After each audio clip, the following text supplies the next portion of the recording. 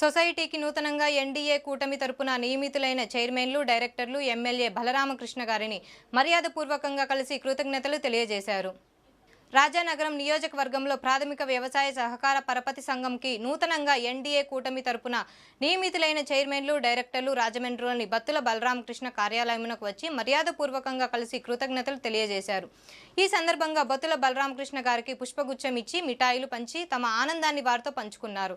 ఇంతటి సదవకాశాన్ని కల్పించిన నారా చంద్రబాబు నాయుడు గారికి, పవన్ కళ్యాణ్ గారికి, బలరామకృష్ణ గారికి మరోమారు ప్రత్యేక ధన్యవాదములు తెలిపారు. ఈ కార్యక్రమంలో జనసేన, టీడీపీ, బీజేపీ నాయకులు, కార్యకర్తలు పాల్గొన్నారు.